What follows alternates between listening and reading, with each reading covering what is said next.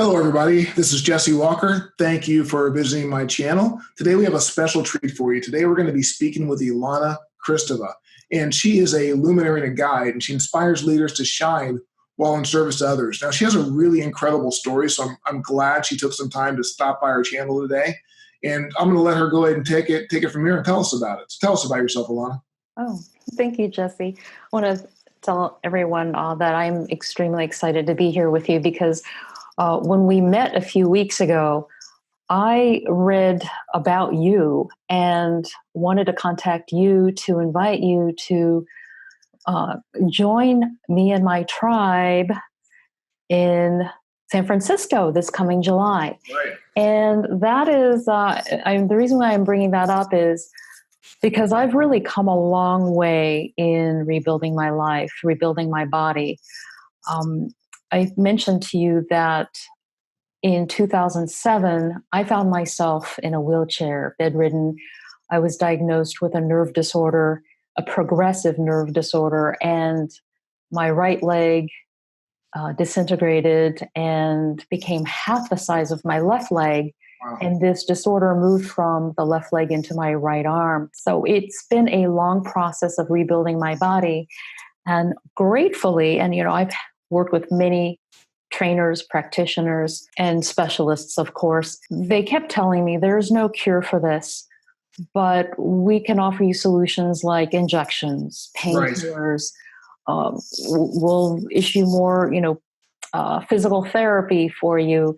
And I even got a gym membership, and they worked so hard to help me salvage my leg.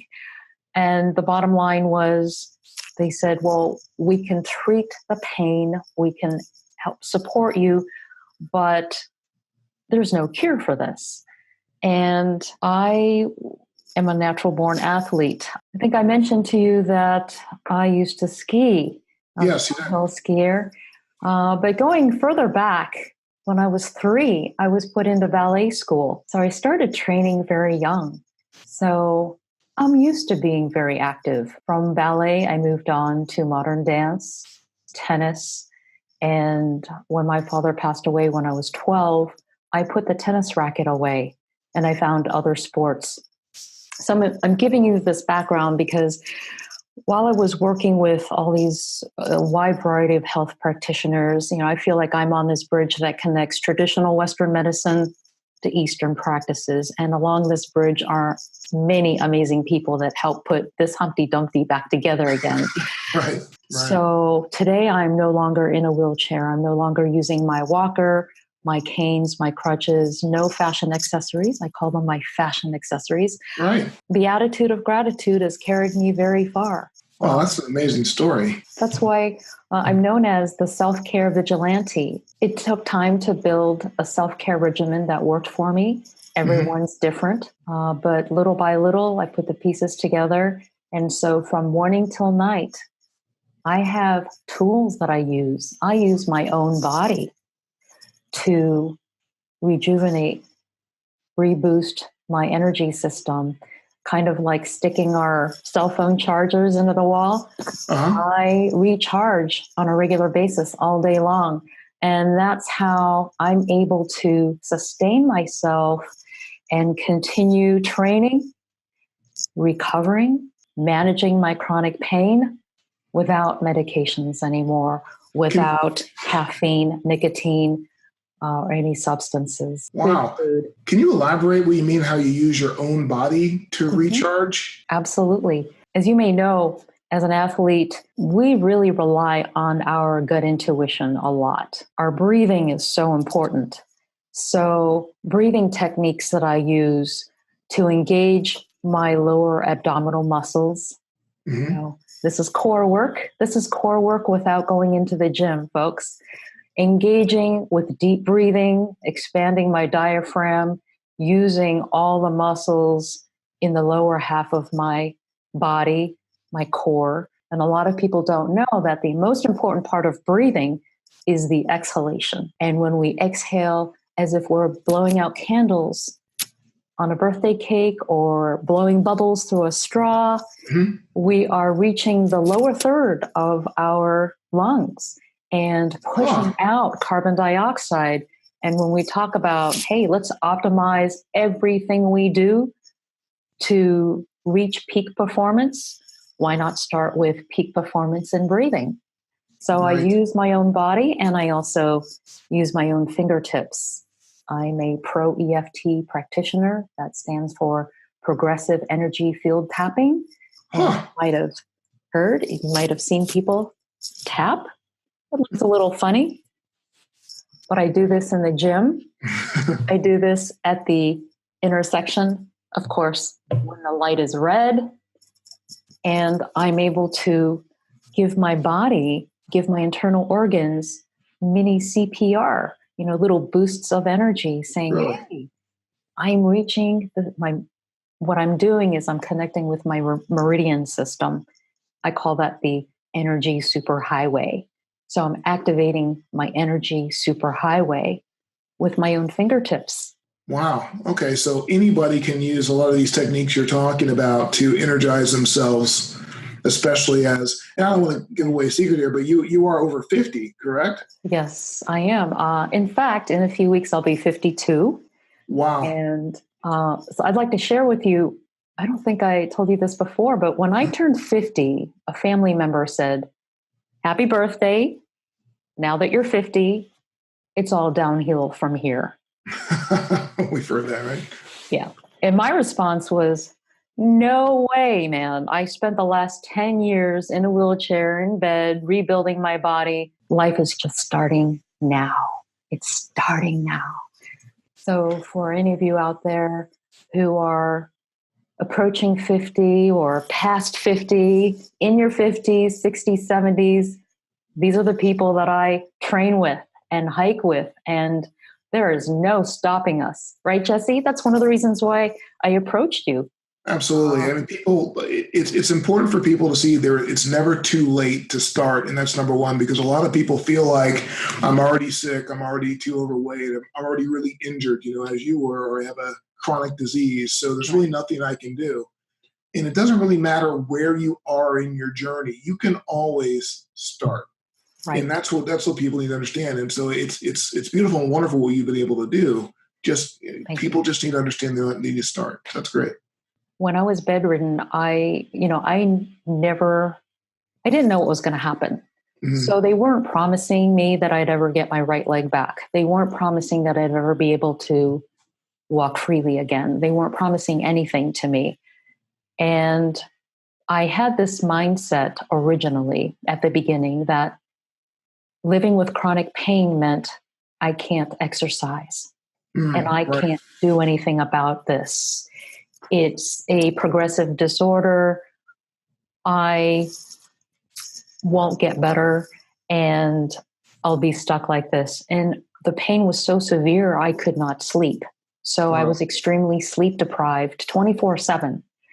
And I caught cat naps when I was extremely exhausted. So this condition called complex regional pain syndrome, CRPS, one of the reasons why you may not have heard of it or you've never met anyone with CRPS is because we are very sensitive. Our skin's very sensitive in the region in which we're affected, and we can't wear clothes. Wow. We can't wear clothes. Yeah. Even the silkiest of fabrics, the softest of fabrics feel like sandpaper. And so how do we go out of the house? How do we go to the house if we can't wear clothing? Well, some people can, but there are issues. You might have to go to some kind of workshop or program for that. But so many of us are invisible. And I realized through meditation, I had a meditation practice going in and I used it. Yes, did I pray? Well, most of my prayer was, oh God, how do I get out of this? Feeling sorry for yourself. I felt sorry for myself. Yeah. I wasn't allowed to feel sorry for myself. I'm a recovering addict. I'm not allowed to feel sorry for myself. I'm very good at it. And I wasn't allowed to, basically I said no to narcotic pain medications because I knew how easy I would slide back into the habit of using for something to escape emotionally, mentally, and physically. So My mindset at the beginning was, I don't know how to get out of this. I don't know if I'll ever get out of this. And because I have pain, I shouldn't move my body. And I didn't have very much hope. The mindset that I cultivated through meditation was that I received this download that gentle movement was necessary. Gentle movement from the inside out first, not the external movement, but the internal movement. As I mentioned, beginning with breathing is a wonderful place to start, because when we're in training mode or performance mode, we know that it's the first step in anything. Breathing is so important, and quality of breath will determine whether we cross the finish line and how we cross the finish line, right? And also muscle recovery. Right. Hey. So you're saying for a lot of, my audience specifically, they're older, they're busy professionals, and yes, and maybe they've had a lot of challenges staying in shape, or maybe they feel like they're pretty far gone at this point. But your point is, it doesn't have to be all in right now. It can be something that's very progressive, and you can start with something just as easy as breath, is what you're saying. Mm-hmm. And tapping. So they can start with something that's very, very simple, which there's no reason why they can't get that achieved on a daily basis and start to build those habits that are necessary for the lifelong fitness that you're enjoying. Right. And we're glued to our smartphones and our laptops and computers. I work with people in integrating stretches appropriate to the workstation, stretches that you can do in the car, believe it or not. You can use the ceiling, and it's kind of cut off, so I'll just go like this. You can place your hand on the ceiling of your car and push, and that resistance training, wow, you activate so much in your core when you're doing this. And alternating hands, or when you're completely at a stop, you can push like this and take your deep breaths and then release and tap. And this is the karate chop point. And you'll see some people go like this. Well, I use progressive energy field tapping, and we tap bilaterally. We use both hands for most of the meridian points for balance of energy. So we're releasing traffic jams in our bodies. That's how I like to explain it to people. Wow, what a concept. This energy superhighway that gets blocked, and we feel pain, uncomfortable, and heavy. And we stretch, we feel so much better. But before we even stretch, because as you know, stretching can cause injuries if overdone. Absolutely. And it's not done gently, right? So we're in this to connect with our bodies, to say hello to our internal organs, to stretch so that we can get some relief throughout the day before we even hit the gym. And if you work out in the morning, which, by the way, is a big plus, things you can do in the shower as you warm up before you go into the gym, before you leave your home. Things you can do in bed even before you hit the shower. Wait, back up. Things we can do in the shower for 100. What do we got here? What can we do in the shower? Well, there is called whether you have a shower stall or the tub wall, you can do some stretching and resistance work there as well. Now, I'm not encouraging people to spend 20 minutes in the shower and use up water. I'm in California here, so I don't need the water police coming after me. But since I'm in the shower, as I'm sudsing, as I am as the water is warming up, for example, I can start to stretch, just basically stretching my arm, releasing my forearm like this. And as I warm up from head to toe, of course, I can release one of the most important parts of our bodies, right? Gently. You see how I just gently, right. I'm not overextending.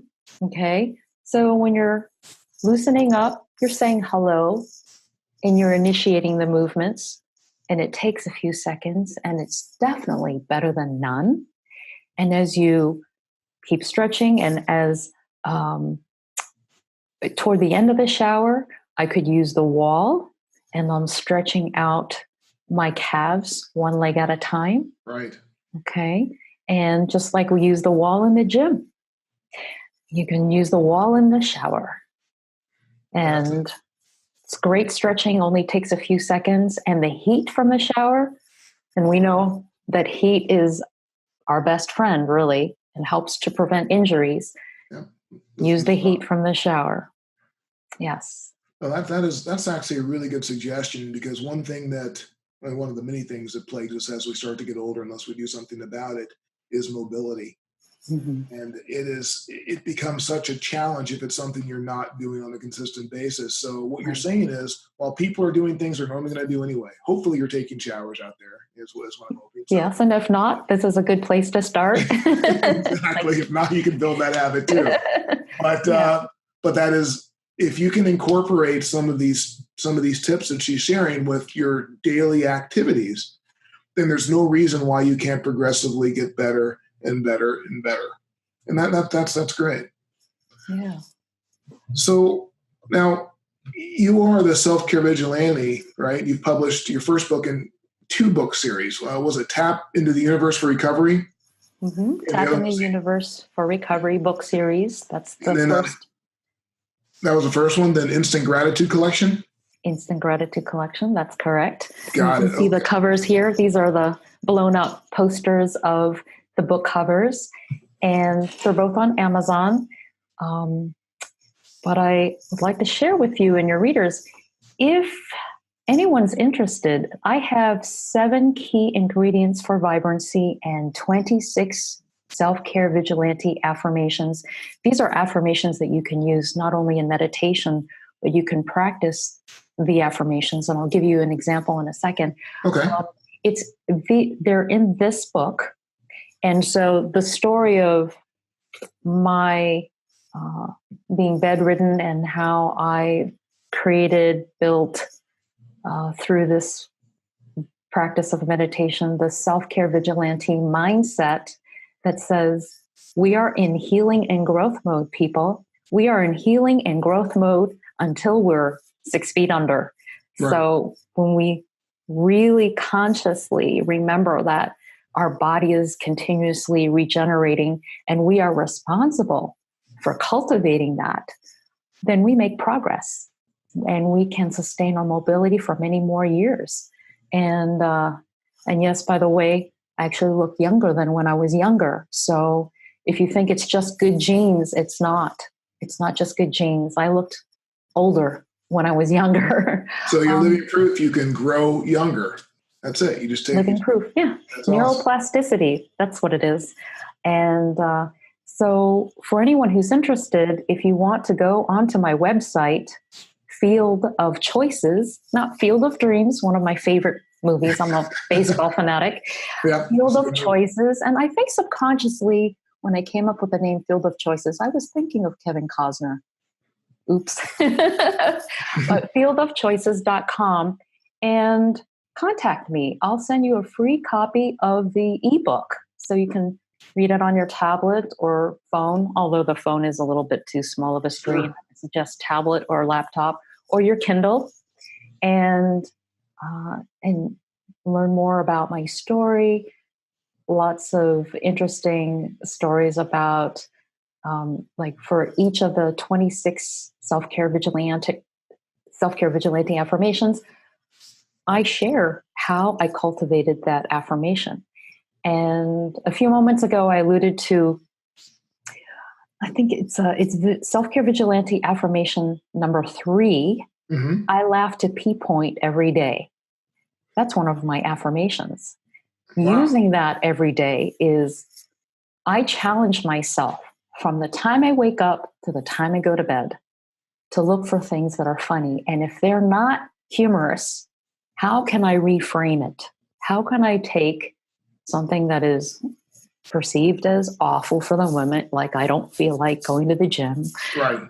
How can I reframe it?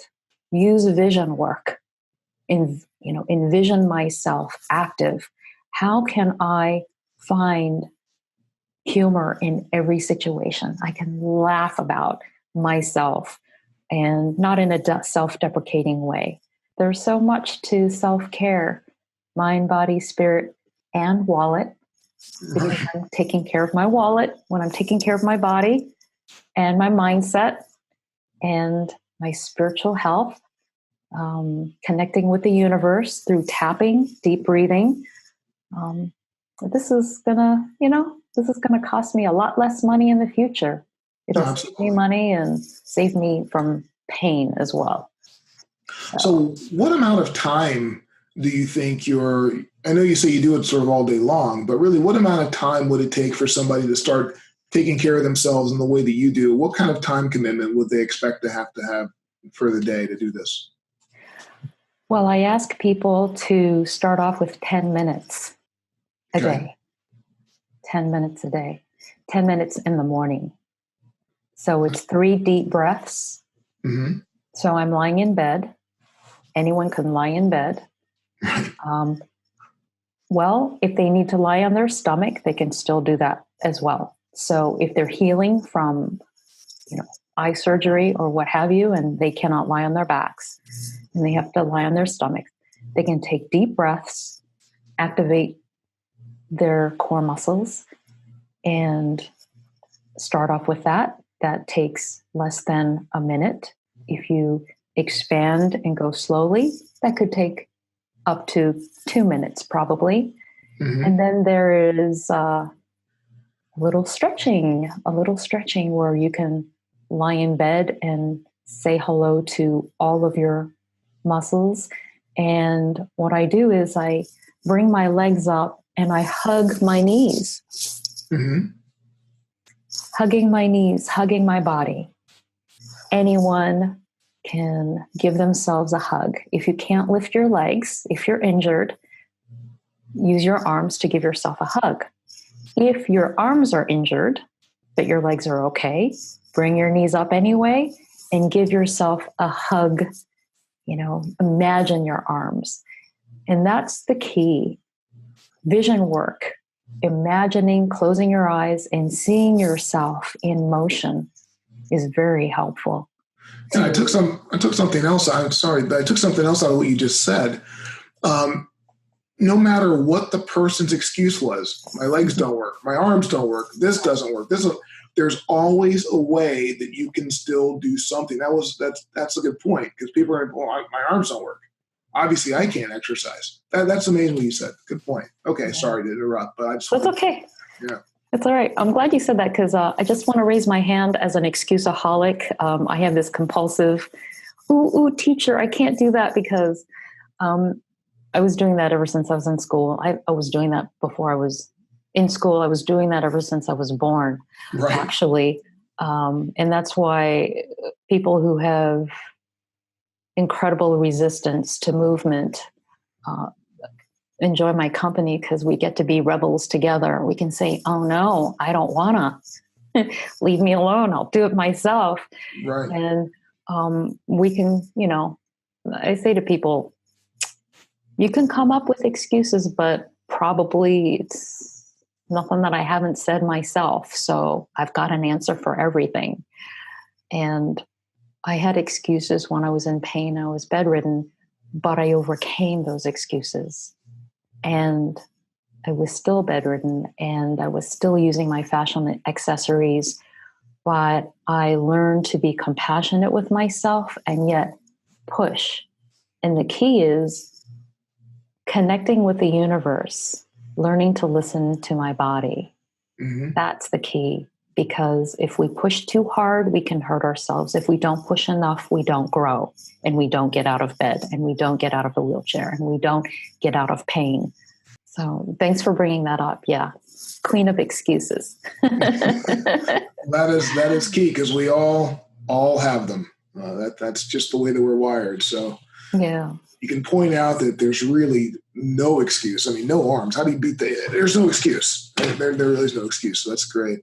So what is the single, and I know this is kind of hard because you've given us so much, but what do you think is a single most important takeaway that the audience needs to have for today from what they can do, what they immediately should do right now to age better and live longer? The single most important thing, I actually talk about it in my book. I can tell you physical fitness starts in the kitchen, and what you cook and what you eat and put in your body is very important. I can tell you to replenish regularly throughout the day with water. And if you're over 40, electrolyte water would be good. You can blend that with regular mineral water if you'd like. I could talk about all kinds of techniques and tips and stuff like that. But the number one thing I would say is learn to listen to your body and embrace what it's saying, because many injuries and illnesses come from neglect, right? Self-neglect, and ignoring when we need to go to the bathroom, ignoring when we need to rehydrate, ignoring when we need to stretch, ignoring when there's pain. And I can also then contact my massage, cranial sacral therapist, physical therapist, trainer, someone on my team. And that's really key, to have a team. Contact someone, reach out and say, hey, I'm doing this for myself now. They love it when we're proactive. Mm-hmm. And I would like to schedule something with you, because I can do only so much myself, and I could use some of your support so that I can continue on this great path of healing. I can continue on this great path of muscle recovery. I can continue on this great path of strengthening my internal organs, my muscles, my nervous system, and continue retraining my brain, learning new habits, right, so that it becomes second nature. And that's the easiest way to flow through the day, right? When it becomes second nature, when self-care becomes second nature, absolutely, you don't have to think about it as much. Absolutely. It seems like the habits that most of us have now are more self-destructive versus self-care, but they are habits too. We habitually may stay up too late. We habitually watch TV till 1 o'clock in the morning because it's a habit. We habitually reach for the donut when we first walk into work because it's a habit. I mean, all these things are habits. And what you're saying is, as you progressively replace those with these self-care habits, then everything turns around for you. And that's awesome. Hey, good habits are easy to build with practice, as well as, what's the expression? Old habits die hard. Well, good habits can last forever. Why? Because I practice, practice, practice. And that's the key to everything. Excellence comes from practice. And by the way, you're practicing self-care. My practicing self-care is not self-centeredness. Right. When we do this, we can be of service to others, and we have so much more to give because we have energy from the inside out. 100%. I mean, that is key, what you said right there, because a lot of people look at their health as being such a personal thing. I want to be healthy because I want to look better. I want to be healthy because I don't want to feel bad. That's all great. But what about the people that matter most to you? You need to be vibrant for them so that you can be with them for as long as they need you, which is forever. They never want to lose you. And you don't want to be in a position where they have to take care of you because you didn't take care of yourself. If you have the ability, which we all do, as you've pointed out, no matter where you are right now, you can take care of yourself and be at a point where you can be vibrant for a long time. And I think that's what it's all about. That's the key. Yes, it is. And I also want to commend you. You are a role model to your family. And thank you. Yes. And I am to mine as well. So it's not about the superficial stuff. And one of the reasons why I connected with you is because you're not in this industry to promote this social trend of, if you look good, that's good enough. It's not about that. You're taking responsibility for your well-being, and not relying upon a system, not relying upon the society to take care of you. Right. You don't have to hold your breath for someone else to step into the White House. You can take care of your wallet. You can take care of your body. And it starts now. And I love this, we are self-empowered. 100%. Yeah. And we happen to be role models because we are self-empowered. Okay, so Ilana, you write, you speak, you get people off their butts in your workshops and sustain a fantastic daily self-care regimen, as we've discussed. But what's next on your horizon? Tell me about Sedona. Oh, Sedona, Arizona. Have you ever been? I have not, no. Then put this in your calendar for 2020, Sedona. Okay. Most likely be in September of 2020. It's a process. I am inviting people to join me in Sedona, Arizona for hiking, hula hooping, and helping ourselves while helping others. And it's a beautiful, beautiful place. I call it one of Mother Nature's greatest playgrounds. And I emphasize the word play because play energy is extremely vibrant. It's filled with joy, compassion, love, excitement.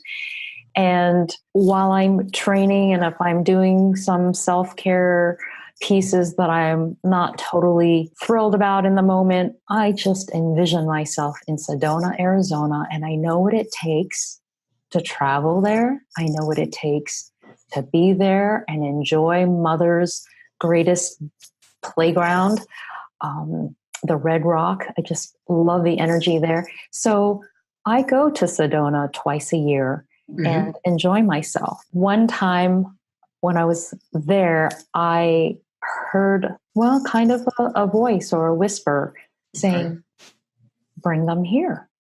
And I didn't know who. It's a Field of Dreams thing again. Oh, that's right. Oh my goodness. Oh, there's the connection. I never made that connection. Yeah. If you build it, they will come. Yeah. Thank you. Oh boy, I can talk about that movie forever, but we're not going to do that here. So. Yeah, I'm a James Earl Jones fan, so you don't get me started. Oh, yeah. Okay. I'll use my deep voice here then. I'm building a retreat in Sedona, in Arizona, in 2020.